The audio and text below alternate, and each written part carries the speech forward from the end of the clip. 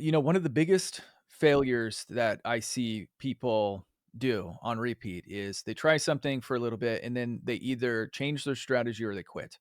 When in reality, if all they did was just stay consistent, then they have a high likelihood of being successful. Because just like entrepreneurship, YouTube is just about it's about just sticking with it long enough. And so the first thing that I always tell people is, commit to creating content at least once a week for at least 5 years. Don't say I'm going to do this for 6 months and then I'm going to peace out if it doesn't work. That like you can't have an end in mind. It has to be like, nope, this is what I'm doing. I'm going to do it for 5 years. And then once you have that mental commitment, then from there, then you say, okay, who is the audience that I'm serving, and what am I serving to them? And going into YouTube with the audience in mind first will YouTube is smart enough. The algorithm is smart enough now to put your content in front of exactly who you want to see it. And so if you go in and you go in and you're just like, I have a concept, but I don't know who the audience is. And then you start speaking to these people and you start speaking to these people. And then all of a sudden it's like you have a woman in your comments, you're used to talking to men. You have a woman in your comments. It's like, hey, would you make this for women? And then all of a sudden you're like, oh, I got to make a video for a woman. And I'm like, yeah, it's a completely different perspective than what you're typically used to. Now you've created content for multiple audiences, and YouTube's like, who do we put this in front of? We don't even know. It's too broad. And so knowing your audience, what they like, what they're afraid of, what their pain points are from the beginning, and creating content that is value oriented for them will give you such a leg up uh on anybody else who's just kind of like throwing broad stuff out there. So like on my personal YouTube channel, I created a here's the thing, guys. Like I am in this constant search of like, how can I make the laziest and most effective content? And so I'm always Perfect. like testing new things.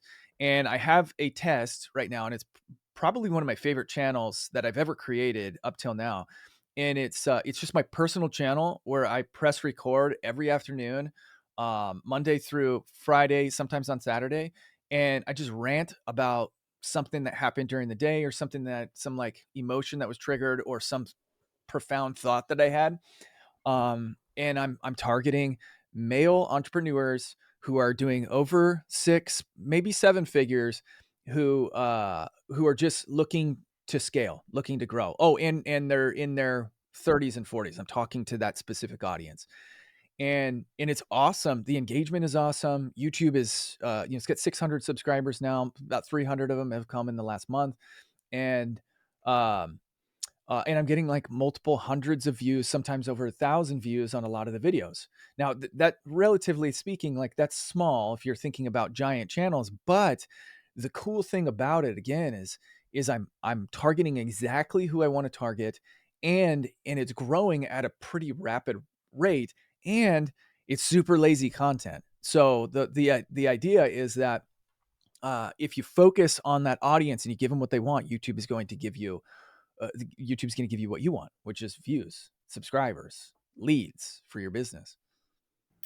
I love that. I love, and I like appreciate your honesty because you're being vulnerable. Like, hey, I'm just trying to be lazy in this situation. Let's see I'm a what business happens. owner. Like business owners don't have we don't have time to like plan and shoot like I a Iman know. Gadzhi or a MrBeast type of video. It's like that takes days. Like I got 15 minutes. Let me just press record and whatever comes out comes out. I think that really, which I appreciate, Scott. First off, your honesty and vulnerability, but I appreciate the fact that hey, you have a target audience, and that's what we're always talking about, John. Like, hey, what's your niche here? I mean, you want to hit things, but being broad is nowhere. Being Yep. niche is where it's at. And I think that's good. You know that, and that's what the audience you're attracting, and those are the people that you're going to resonate with. I guess along that lines, like how are people discovering you? Obviously, you're just help us out. Like how do people go through the process, kind of discover you, see how you can help them, or you just put things out there, kind of just in your niche and just see what happens, or how are you doing that? Yeah, no, I tell YouTube exactly who I want, and YouTube gives that audience to me. So, for example, let's just see here. Real time, you guys. This is real. This is raw. Sean Um, loves this stuff. I just want you to know that. It's Yeah, perfect. I'm just giving you a live example here. Okay, let's see. So one of my recent videos was titled, um, "If you're over 40 and want to make millions, confront your shadow."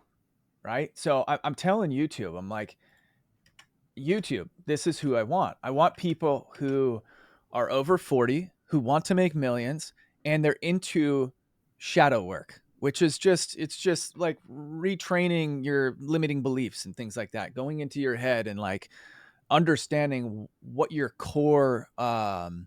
the core emotional motivators that keep you motivated or hold you back, and then trying to retrain those things.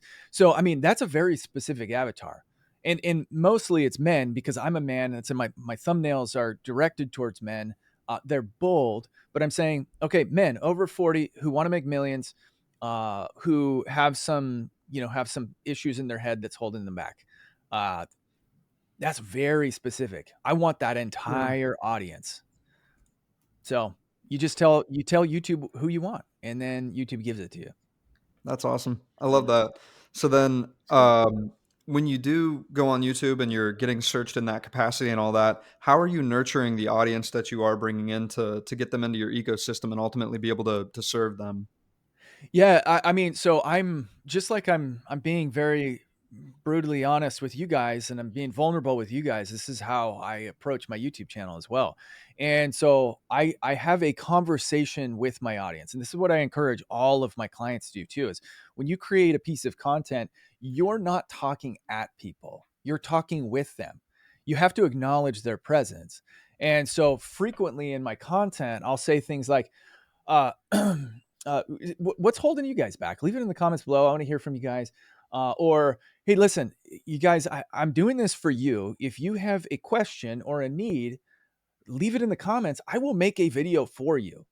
And people leave comments. They respond to stuff like that because they feel like I'm listening to them, because I am listening to them. And so if you think of YouTube not as a platform or a soapbox for you to just talk to an audience, talk at an audience as a professor, but you're actually willing to engage in conversation, now you're building a community and people trust you. And like the first rule of sales, right? It's like build trust. They need to have trust in you. If they have trust in you, then they will come and they'll hire you for things. I just got an email this morning or last night that was like, "Hey, I've been binge watching all your videos. I'm dealing with X, Y, and Z. Can we hop on a call? I'd love to work with you." It's like, sweet. I have 600 subscribers, right? It's like very small, but people are messaging me because they want to they want to work with me.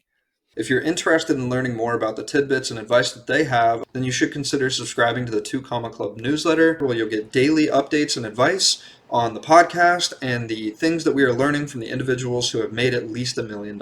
Just go to 2ccnewsletter.com or click the link in the description down below and subscribe.